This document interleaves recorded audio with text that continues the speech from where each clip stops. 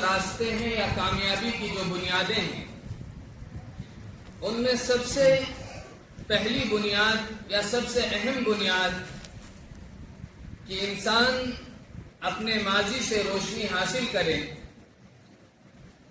اور اس روشنی کے سائے میں اپنی زندگی کا سفر، اپنے مستقبل کا سفر طے کرے۔ چنانچہ ہر سال 15 اگست کا دن آتا ہے، خوشیاں منائی جاتی ہیں، لیکن ضروری ہے کہ ان خوشیوں کے ساتھ ساتھ اس دن کا پس منظر بھی ہمیں معلوم ہونا چاہیے۔ خوشی کے لیے تو کوئی ایک دن متعین ہوتا ہے، لیکن اس خوشی کے پیچھے جو وجوہات ہوتی ہیں، اس خوشی کے پیچھے جو قربانیاں ہوتی ہیں، اس خوشی کے پیچھے جو جد و جہد ہوتی ہے، وہ بسا اوقات صدیوں پر محیط ہوتی ہے۔ یعنی صدیوں تک، 10 سال تک کچھ انسانوں نے، کچھ افراد نے قربانیاں دی، تب جا کر وہ خوشی کا دن نصیب ہوا۔ تو ہندوستان کی آزادی کا جو جشن منایا جاتا ہے 15 اگست کو، یہ سب کے لیے خوشی کی بات ہے، اور اس کے لیے، ملک کی آزادی کے لیے سب نے مل کر قربانیاں پیش کی ہیں۔ لیکن مسلمانوں کے لیے ضروری ہے، مسلمان بچوں کے لیے ضروری ہے، مسلمان نوجوانوں کے لیے، مردوں کے لیے، عورتوں کے لیے ضروری ہے کہ انہیں معلوم ہو کہ اس آزادی کے پیچھے پورے ہندوستان کے انسانوں نے اور خصوصاً مسلمانوں نے کیا قربانیاں پیش کی۔ ہندوستان کا ایک بہت بڑا عرصہ گزرا ہے جس میں مسلمانوں کی یہاں پر حکومت رہی ہے، اور ہندوستان کو مسلمانوں نے علم دیا، تہذیب دی، تمدن دیا۔ ہندوستان کو اونچائی، ترقی کی بلندیوں تک پہنچانے کے لیے مسلمانوں کی قربانیاں اس کے اندر شامل ہیں۔ چنانچہ پہلی صدی ہجری میں، سن 93 ہجری کے اندر، ایک تو وہ دور تھا جو زمانے جاہلیت تھا۔ زمانے جاہلیت میں 2 طرح کے تبصرے ہوتے تھے، یا 2 طرح کے طبقے شمار ہوتے تھے۔ ایک آزاد لوگ ہوتے تھے اور ایک غلاموں کا طبقہ ہوتا تھا۔ اور غلامی جو دور جہالت میں پائی جاتی تھی، وہ اس قدر سنگین تھی، سخت تھی کہ بسا اوقات تیر اندازی کے موقع پر ایک غلام کو درخت کے ساتھ باندھ دیا جاتا تھا اور اس کی دائیں آنکھ کو نشانہ بنایا جاتا تھا، اور جو اس کی آنکھ میں تیر مار دیتا وہ خوشی مناتا تھا کہ ہمارا نشانہ صحیح جگہ پر، زندہ انسان کو۔ شادیوں میں جشن کے طور پر غلاموں پر تیل چھڑک کر جلایا جاتا تھا۔ لیکن جب اسلام آیا اور اس کے بعد پوری دنیا کے اندر اسلام کا ظہور ہوا، اسلام کا تعارف ہوا، تو دوسری قوموں پر بھی اس کے اثرات پڑے۔ تو قانونی طور پر، کاغذی طور پر غلامیت والی جو زندگی تھی، جو ذہنیت تھی، وہ ختم کر دی گئی، لیکن اصل میں حقیقی زندگیوں کے اندر وہ تصور انسانوں کے ذہنوں میں باقی رہا۔ یہ غلام ہیں، ہم آزاد ہیں، یہ خادم ہیں، ہم مخدوم ہیں۔ تو بہرحال اسی کا ایک ظہور سن 93 ہجری میں، 710 یا 711 عیسوی میں، پاکستان سندھ کے علاقے میں، اس وقت بر صغیر ایک ہی ملک تھا، ایک مسلمان خاتون پر وہاں کے راجا نے ظلم کیا، اور اس نے صدا لگائی، واہ حجاجا، یعنی حجاج جو اس وقت مسلمانوں کا ایک حکمران تھا، اور وہ بہت شہرت حاصل کر چکا تھا، اور ہمارے ان علاقوں تک اس کی شہرت تھی۔ تو اس مسلمان خاتون نے اصل میں اس مسلمان بادشاہ کو پکارا، کسی سننے والے نے سنا، اور وہ جا کر حجاج کو بتایا کہ سندھ کے علاقے میں ایک عورت نے تمہیں بلایا ہے جو مظلوم تھی۔ تو حجاج بن یوسف کے دماغ پر یہ ذہن میں یہ بات سوار ہو گئی، اور حجاج نے محمد بن قاسم رحمت اللہ علیہ اپنے بھتیجے کو سن 93 ہجری کے اندر راجہ داہر سے مقابلہ کرنے کے لیے بھیجا کہ وہاں جو مسلمان خواتین پر ظلم ہو رہا ہے، تمہیں ان مسلمان خواتین کو آزاد کرانا ہے۔ بہرحال سن 712 عیسوی کے اندر محمد بن قاسم آئے اور راجہ داہر کو شکست دی، اور سندھ پر مسلمانوں کی حکومت قائم ہو گئی۔ اس کے بعد غزنوی حکومت آئی، اس کے بعد غوریوں کی حکومت آئی، غلاموں کی حکومت آئی، خلجیوں کی حکومت آئی، آل تغلق کی حکومت آئی، اور مغلوں کی سلطنت رہی۔ یہ پورا عرصہ لگ بھگ 1150 سال، 11 صدیوں سے بھی زیادہ کا عرصہ گزرا ہے جس میں مسلمانوں نے ہندوستان پر حکومت کی ہے۔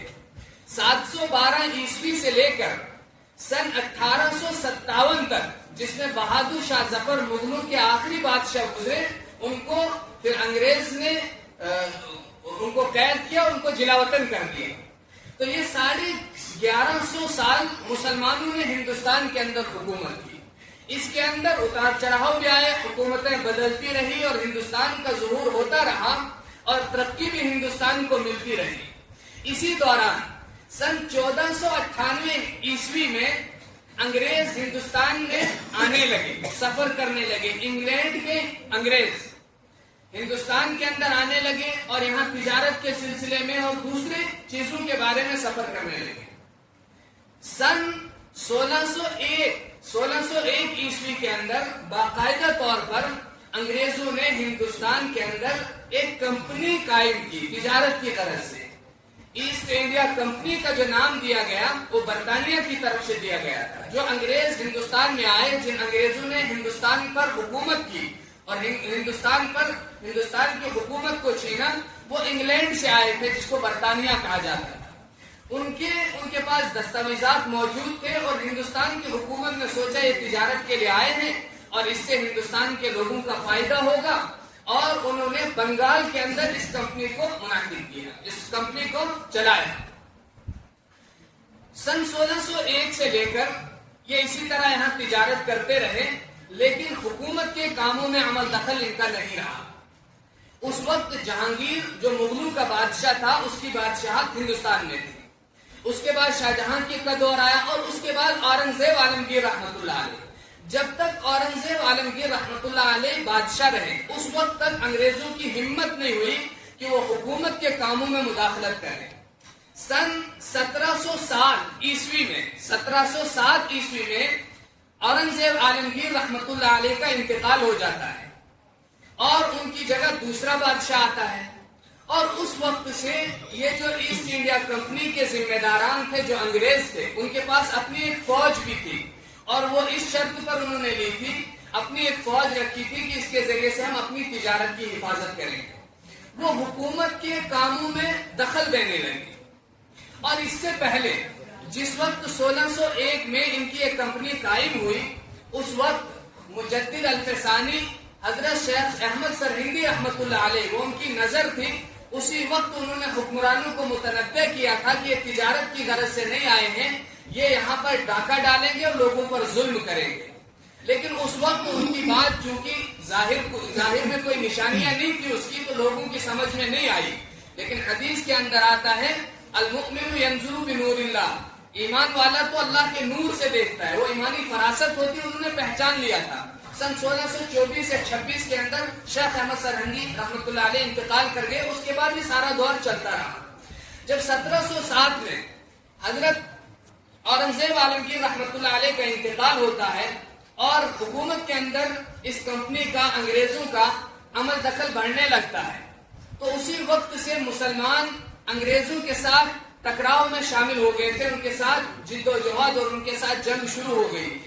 عام طور سے ہمیں یہ بتایا جاتا ہے یا ہم یہ جانتے ہیں کہ 1857 میں جنگ آزادی لڑی گئی اور اس میں مسلمان بھی تھے، غیر مسلم بھی تھے، سب نے اس میں شرکت کی۔ عام طور سے یہ تصور دیا جاتا ہے، لیکن حقیقت یہ ہے کہ مسلمانوں نے اس سے 1 صدی پہلے ہی انگریزوں کے خلاف جنگ شروع کر دی تھی، کہیں کہیں پر اس کا ظہور ہوتا ہے۔ چنانچہ 1756 عیسوی میں نواب سراج الدولہ جو بنگال کے حکمران تھے، اور یہ انگریزوں کی کمپنی بھی بنگال میں تھی، اس لیے اس کا سب سے زیادہ جو اثر تھا اور اس کا سب سے زیادہ جو افیکٹ حکومت کو ہوتا تھا وہ بنگال میں ہوتا تھا۔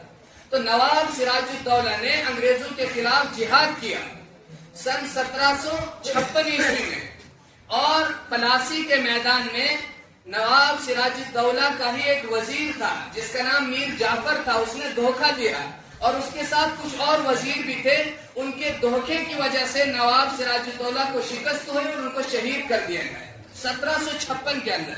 اسی دوران شاہ ولی اللہ محدث دہلوی رحمۃ اللہ علیہ جو ہندوستان کی وہ پہلی شخصیت ہے جو حجاز سے حدیث کا علم لے کر ہندوستان کے اندر آئے. جتنی حدیث کی سندیں ہیں اور حدیث کا جتنا علم ہندوستان کے اندر پھلا اور پھولا ہے، جو محدثین ہندوستان کے اندر پیدا ہوئے، وہ ان سب کا واسطہ شاہ ولی اللہ محدث دہلوی رحمۃ اللہ علیہ تک پہنچتا ہے. اسی دوران وہ بھی انگریزوں کے خلاف برسر پیکار تھے. ان کا جو انتقال 1765 کے اندر ہوا ہے، اور اس دور میں انہوں نے اپنے خطوط کے ذریعے سے مسلم حکمرانوں کو متنبع کیا تھا کہ اگر ان کو کچلا نہ گیا، اگر انگریزوں کو روکا نہ گیا تو وقت قریب آنے والا ہے کہ ہندوستان پر قابض ہو جائیں گے. بہرحال یہ تحریکیں چلتی رہی. اس کے بعد حیدر علی کا بیٹا سرنگا پٹنم کے اندر حیدر علی کا بیٹا جس کو ٹیپو سلطان کہا جاتا ہے، وہ انگریزوں کے خلاف بغاوت پر آ گئے اور انہوں نے انگریزوں کے خلاف جہاد کیا. سن 1999 کے اندر میر صادق جو کہ ٹیپو سلطان کا وزیر تھا، اس نے دھوکہ دیا.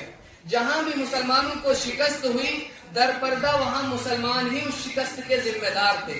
تو اس کا ایک وزیر تھا میر صادق، اور اس نے اپنا ایک ٹولہ بنا رکھا تھا. انہوں نے دھوکہ دیا اور قلعے کے دروازے کھول دیے، جس کی وجہ سے ٹیپو سلطان کی شہادت ہوتی ہے. سن 1799 میں ان کا انتقال ہو گیا.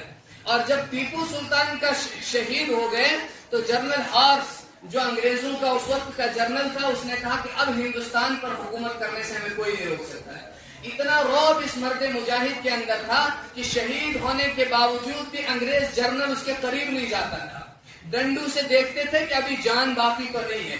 جب پوری تسلی ہو گئی کہ یہ شہید ہو چکے ہیں، پھر اس کے قریب آنے کی ہمت ہوئی. تو سن 1799 کے اندر یہ جہاد ہوا.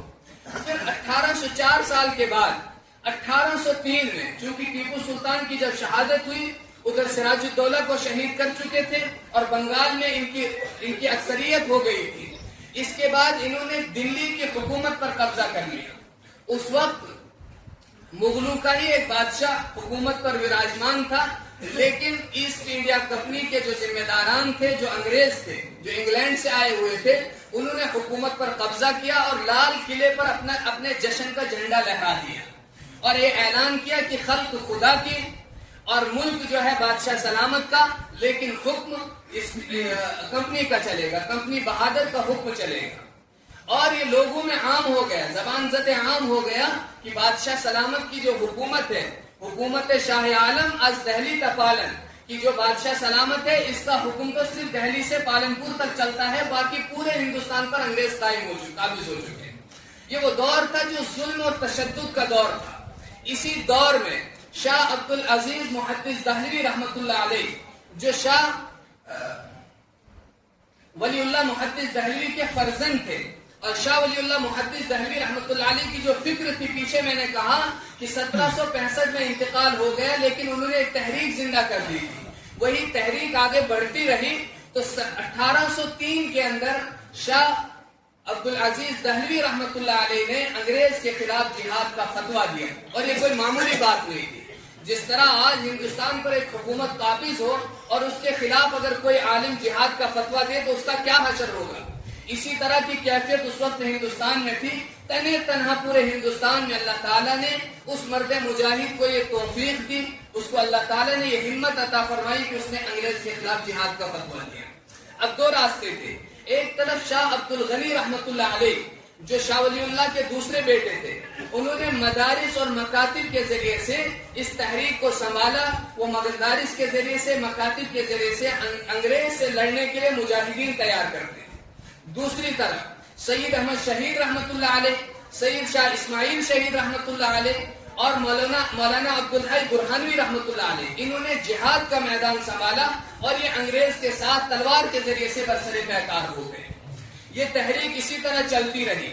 سن 1818 میں سید احمد شہید رحمۃ اللہ علیہ جو رائے بریلی کے رہنے والے تھے، وہاں سے انہوں نے پورے ہندوستان کا سفر کیا اور حرمین شریفین بھی گئے اور انہوں نے انگریزوں کے خلاف جہاد کی ایک تحریک چلائی.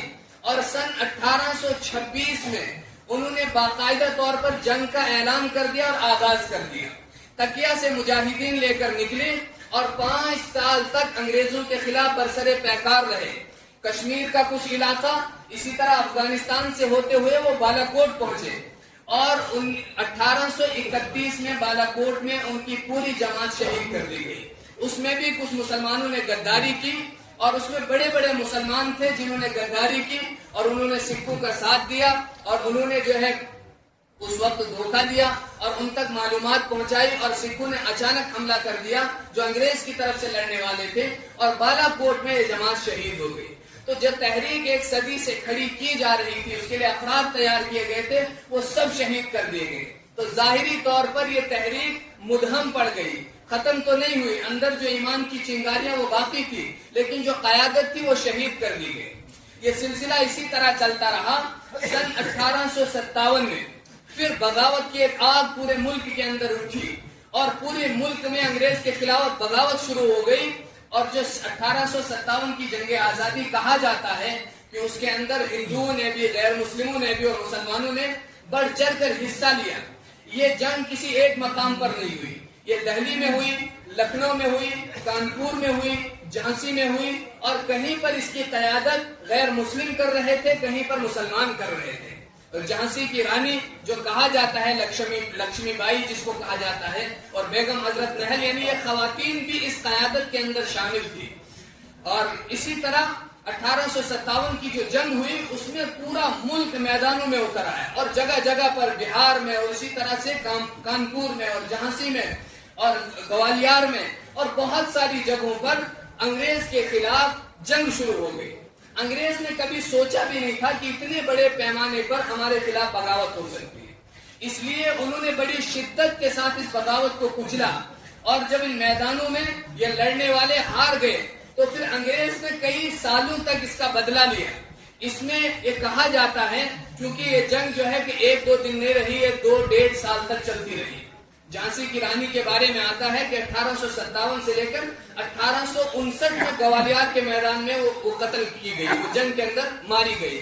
تو اس کا مطلب ہے 1.5-2 سال تک یہ جنگیں چلتی رہی، اور اس کے اندر جو تخمینہ بتایا جاتا ہے اس جنگ کے اندر صرف 2 لاکھ مسلمان شہید ہوئے، جس میں 51,000 علماء اکرام تھے، اور اس میں پھر تعداد بتائی جاتی ہے جو پوری مرنے والوں کی جنگ کے اندر ہندوستان کے مرنے والوں کی جو پوری تعداد ہے وہ 6 سے 7 لاکھ لوگ ان جنگوں کے اندر مارے گئے۔ بعض کو لٹکایا گیا، بعض کو جلایا گیا، بعض کو توپوں کے سامنے باندھ کر گولوں سے اڑایا گیا۔ اس طرح سے انگریز نے اپنے اس بغاوت کا بدلہ لیا، لیکن ظاہری طور پر جب شکست ہو گئی، ملک سے جو محبت کرنے والے تھے وہ خاموش نہیں رہے۔ 1857 میں شکست ہوئی، ٹھیک اس کے 10 سال کے بعد دیوبند کے قصبے کے اندر، یا ایک چھوٹا سا جو گاؤں تھا، اس کے ٹھیک 10 سال بعد وہاں ایک مدرسے کی بنیاد رکھی جاتی ہے۔ ایک شاگرد ہے، ایک استاذ ہے، اور اس مدرسے کا جو مقصد تھا وہ یہ تھا کہ یہاں سے ایسے افراد پیدا کیے جائیں کہ ہمارے بزرگوں نے، ہمارے اسلاف نے، علماء نے، اکابر نے جو قربانیاں پیش کی ہیں اس کو وہ آگے بڑھا سکیں، ایسے افراد تھے، کیونکہ ظاہری طور پر جتنی قیادت تھی، جتنے لڑنے والے تھے، جن کے اندر ایمان کی حرکت تھی، وہ سب شہید کر دیے گئے تھے۔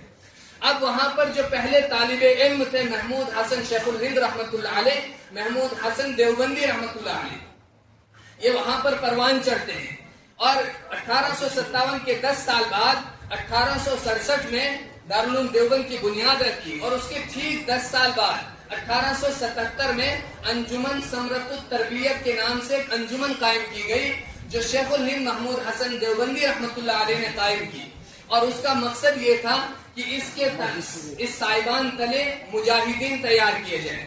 پھر یہ الگ الگ ناموں سے یہ انجمن کام کرتی رہی اور آگے بڑھتی رہی۔ اس کے بعد 1885 میں کانگریس کی بنیاد رکھی گئی، تحریک جو کانگریس ہے، اس کانگریس کی بنیاد رکھی گئی 1855 میں، جو گاندھی جی نے رکھی، مہاتما گاندھی نے یہ تحریک رکھی، اور مشترکہ طور پر ہندوستان کو انگریزوں سے آزاد کرانے کی کوششیں ہونے لگی، چونکہ ہندوستان میں مسلمانوں کے جو آخری بادشاہ تھے بہادر شاہ ظفر، سن 1857 میں جب ہندوستانیوں کی بغاوت کچل دی گئی انگریزوں کے ذریعے سے، تو مسلمانوں کی حکومت بھی یہاں پر ختم ہو گئی، اور اس وقت تک ہندوستان پر ایسٹ انڈیا کمپنی حکومت کرتی تھی، لیکن اس کے بعد براہ راست برطانیہ یعنی انگلینڈ کی جو حکومت تھی، ہندوستان اس کی حکومت کے زیر سایہ چلا گیا اور انگلینڈ کے ذریعے سے ہندوستان کا نظم و ضبط سنبھالا جانے لگا، مسلمانوں کی حکومت ختم ہو گئی تھی۔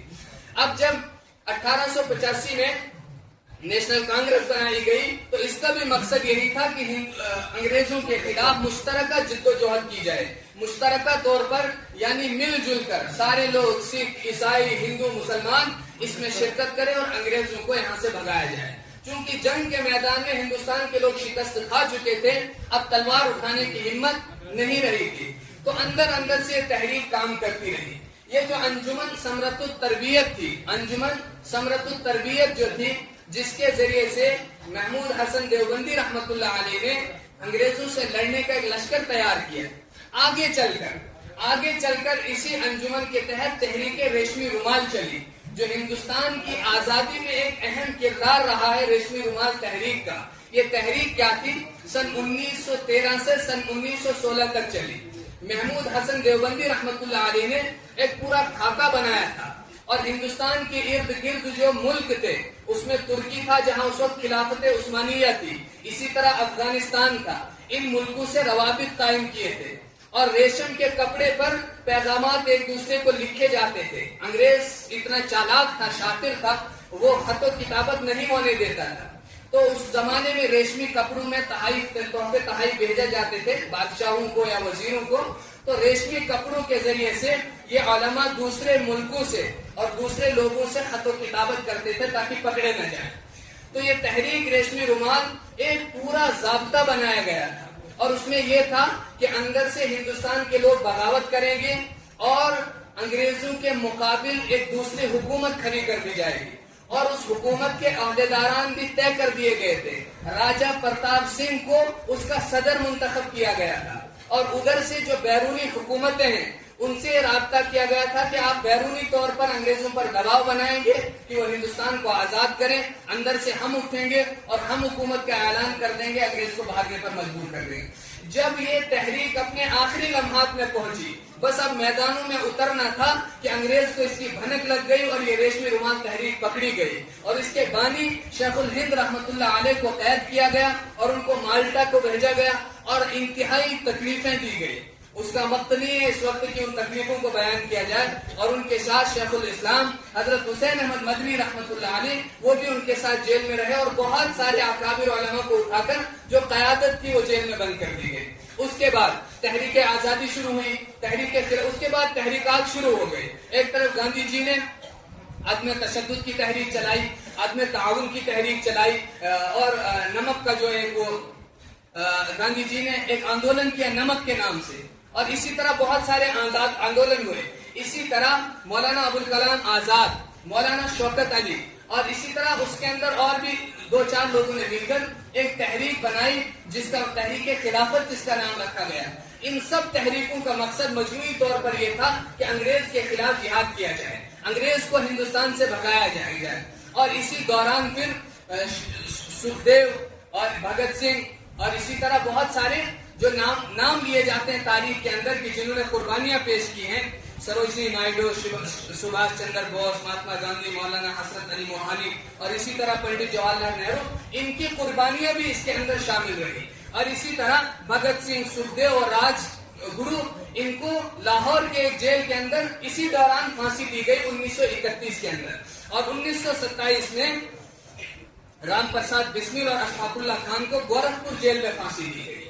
تو یہ سارے محرکات تھے جنگ آزادی تھی اس کے، اور ہندوستان کو آزاد کرنے کے لیے سارے محرکات تھے۔ اس کے علاوہ بھی جو میں نے چیزیں بیان کی ہیں ان پر مفصل تفصیل کی ضرورت ہے، لیکن چونکہ وقت اتنا ہمارے پاس ہوتا نہیں ہے اور ایک دن یہ ہوتا ہے، تو یہ پوری تاریخ ہے کہ مسلمانوں نے جنگ آزادی کے لیے کیا قربانیاں دی ہیں، ہندوستان کو آزاد کرنے کے لیے کیا قربانیاں پیش کی ہیں، اور اس کے پس منظر میں جو دوسری بہت ساری باتیں ہیں وہ رہ گئی ہیں۔ لیکن ایک بات مجھے عرض کرنی ہے ایک تو یہ ہے کہ جب ملک آزاد ہوا 1947 میں، 1948 میں مہاتما گاندھی کی ہتیا کر دی گئی. وہ اس وجہ سے کہ بعض لوگ چاہتے تھے کہ یہاں جو ہندو راشٹر بننا چاہیے ہندوستان، وہی قانون نافذ ہونا چاہیے، لیکن مہاتما گاندھی یہ کہتے تھے کہ نہیں، یہ جمہوری ملک بنے گا، یہاں جمہوری نظام ہوگا. اس وقت اس لیے ان کی ہتیا کر دی گئی. اس پس منظر میں اب 1947 کے بعد کیا ہوا اور ہونا کیا چاہیے تھا، آزادی کس کو کہتے ہیں، ہم آزاد ہیں یا نہیں، اس موضوع پر بھی 1 گھنٹہ چاہیے تقریر کرنے کو، اس لیے اس کو میں چھوڑ دیتا ہوں. لیکن اس وقت جو آزادی جشن منائے جاتے ہیں خاص طور پر اسکولوں کے اندر، تو یہ جو تاریخ میں نے مختصراً آپ کے سامنے پیش کی ہے، یہ ہمارا کلچر ہے. کلچر کے طور پر اس کو ہمیں پروموٹ کرنا چاہیے. اگر ہم اپنے اسکولوں میں پروگرام کرانا ہی چاہتے ہیں تو ہم لکشمی بائی کا کردار کسی لڑکی کو دے دیں. لڑکیوں کو نچانا یہ ہمارا کلچر نہیں ہے. اور بسا اوقات بعض ایسی چیزیں اسکولوں کے اندر پڑھائی جاتی ہیں یا بلوائی جاتی ہیں جن کی وجہ سے آدمی کا ایمان ہی ختم ہو جاتا ہے، جیسے وندے ماترم جیسی چیزیں ہیں. تو ٹیچروں کی طرف نہ دیکھیں. بسا اوقات ٹیچر حضرات مجبور ہوتے ہیں، لیکن جو بچوں کے والدین ہیں وہ اس معاملے میں مجبور نہیں ہیں. اگر آپ کو پتا ہے کہ ایسا کوئی فنکشن ہونے جا رہا ہے جس میں غیر اسلامی چیزیں شامل ہیں، جہاں پر اسلام کے خلاف چیزیں کروائی جا رہی ہیں، تو آپ ذمہ دار ہیں اور آپ پر ذمہ داری ہے، فرض اور لازم ہے آپ اپنے بچوں کو اس فنکشن میں جانے سے روک دیں. بہت سارے ٹیچر حضرات مجبور بھی ہیں، ان کے اندر درد دل بھی ہے، لیکن اس کے ساتھ ساتھ ایک طبقہ ٹیچروں کا وہ بھی ہے کہ جو حکومت نہیں بھی کہتی ہے وہ زبردستی وہ کرواتے ہیں. ناچ گانے کے لیے میرے علم کے مطابق ہو سکتا ہے کوئی آرڈر ایسا پاس ہوا ہے، لیکن لڑکیوں کو نچانے کے لیے، لڑکیوں کو گانا گوانے کے لیے حکومت کی طرف سے کوئی زور زبردستی نہیں ہے. تو ہم کلچر کے نام پر یہ سارے جو پروگرام کرتے ہیں، اس کے بجائے ہم یہ تاریخ لوگوں کے سامنے اپنے کلچرل پروگراموں کے ذریعے سے رکھ سکتے ہیں. کسی کو لکشمی بائی کا کردار دے دیں، کسی کو بیگم حضرت محل کا کردار دے دیں، کسی کو سروجنی نائیڈو کا کردار دے دیں، اسی طرح مولانا حضرت علی موہانی کا کردار دے دیں، اسی طرح بھگت سنگھ کا کردار کسی بچے کو دے دیں، اور اس طرح سے یہ تاریخ لوگوں کے سامنے آئے گی. یہ ہمارا کلچر ہے، یہ ہماری تاریخ ہے، جس کو ہمیں تاریخ کے اوراق سے نکال کر لوگوں کے سامنے رکھنا ہے. اور اس سے ہمارے قوم کے اندر وہ ہمت پیدا ہوگی، وہ جذبہ پیدا ہوگا کہ ظلم کے خلاف، تشدد کے خلاف کیسے لڑا جاتا ہے. ہمارے اکابر علماء کی تاریخ 1-2 سال نہیں، صدیوں پر محیط تاریخ جو ہے اس سے بھری پڑی ہے کہ انگریزوں کے تشدد، ان کے ظلم، ان کی بربریت کو کیسے برداشت کیا ہے. جیلوں کے اندر، بند کوٹڑیوں کے اندر، کالا پانی کے اندر اور مالٹا کی جیلوں کے اندر، اور اس کے بعد جب علماء کو سڑکوں پر جلایا گیا، پھانسی کے پھندوں پر لٹکایا گیا. جب یہ تاریخ ہماری اس نوجوان نسل کے سامنے آئے گی، اسکولوں کالجوں کے بچوں کے سامنے آئے گی، تو ان کے اندر بھی ایک جذبہ بیدار ہوگا کہ ہم جان تو دے دیں گے، لا الہ الا اللہ کو نہیں چھوڑیں گے. یہی 15 اگست کا پیغام ہے، یہی آزادی کا پیغام ہے کہ ہم لا الہ الا. آزادی کا مطلب کیا ہے کہ ہر انسان کو اس کے حقوق ملے، انصاف ملے، تعلیم ملے، عدل ملے، ظلم سے چھٹکارا ملے. ہر انسان کے لیے یہی آزادی ہے. یہ آزادی تب ملے گی جب ہمارے دل آزاد ہوں گے، جب ہمارے دماغ آزاد ہوں گے، اس کے بعد ہمارے جسم آزاد ہو سکتے ہیں. ابھی تو ہمارے ذہن بھی غلام بن چکے ہیں، ہمارے دلوں کے اندر سستی اور کاہلی ہے، ہمارے دلوں کے اندر خوف اور ڈر بیٹھا ہوا ہے. تو ہمیں حقیقی آزادی نہیں مل سکتی ہے. ہمیں اپنے دلوں سے خوف کو نکالنا ہوگا، قربانی کے لیے تیار رہنا ہوگا. جو نوجوان نیند چھوڑ کر نماز پڑھنے نہیں آ سکتے، اپنی خواہشات چھوڑ کر اللہ کے حکموں پر نہیں چل سکتے ہیں، وہ کل کو اللہ کے دین کے لیے گردنیں کیسے کٹائیں گے؟ اس کے لیے اس تاریخ کو سامنے لانا ہوگا. اس تاریخ کو کلچرل پروگرام کے نام پر اس تاریخ کو ہمیں اپنی نسل کے سامنے پیش کرنا ہوگا. باقی جو یہ گانے بجائے جاتے ہیں اور اس طرح بےہودہ پروگرام، یہ کلچر نہیں ہے، یہ تو بےہودہ کھانا ہے، اور اس کے ذریعے سے نسلوں کو تباہ کیا جا رہا ہے. نہ اس سے دنیا کا کوئی فائدہ ہے، عورتیں بے حیا بن رہی ہیں، بچیاں بے حیا بن رہی ہیں، اور اس کے ذریعے سے پورا ماحول خراب کیا جا رہا ہے. اس کے جگہ ہمارے ٹیچروں کو، ہمارے اساتذہ اکرام کو گہرا مطالعہ کرنا ہوگا، اور ایسے پروگرام اپنی تاریخ سے نکالنے ہوں گے جن کی وجہ سے ظاہری فائدہ بھی ہماری نسلوں کا ہو اور باطنی فائدہ بھی ہماری نسلوں کا ہو. تو آخر دعوانا الحمدللہ.